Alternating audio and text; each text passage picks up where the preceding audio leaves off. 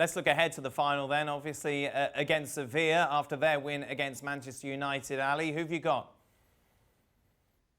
Well, the favorite have to be Inter. And you look at Sevilla and what they did against Manchester United, and they were opportunistic. They took advantage of the chances that they had in front of them. They got a great performance out of their goalkeeper, and everything just seemed to kind of play into their hands. And then the mistakes by Lindelof not picking up and all the things that we've already spoken about in this show. But Sevilla, when we consider them to be sort of the darlings of this competition, it was a much better team back then in those years under Unai Emery than what it is now. It's a team that is going to need help from Inter if they're going to have an opportunity to win this. Inter, on paper, they are far the more talented team and far the superior team.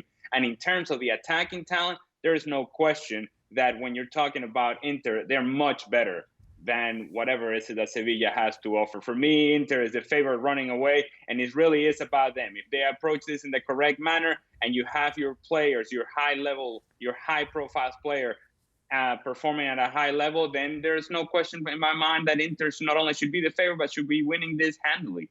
Shaq? Yeah, I agree with Ali fully. Listen, Inter the favourites, and with good reason, especially when you saw the game against Shakhtar Donetsk.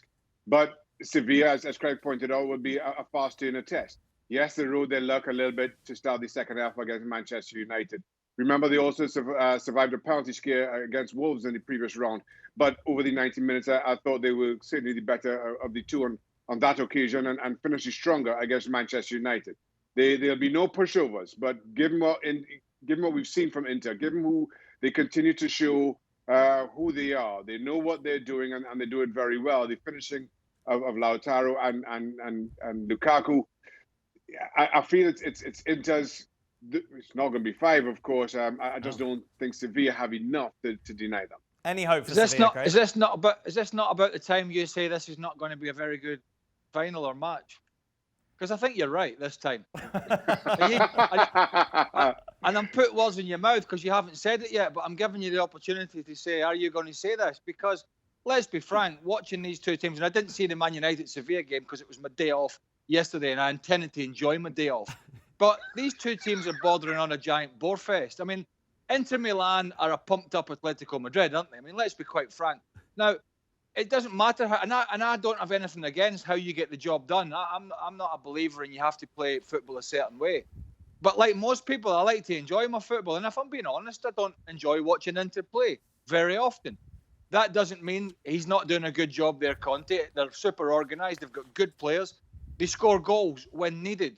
But they're not very pleasing on the eye. And that's the one thing I've got. It's a bit like Atletico Madrid. We talk about them and have talked about them relentlessly. They're just horrible to watch. You saw them in the game against Leipzig. They were horrible. And kind of that's how Inter are for me. They may be successful this season with a win in the Europa League. They finished second in Serie A. They may or may not go all the way next year in Serie A and topple Juventus. But they're horrible to watch. And that's the be-all and end-all.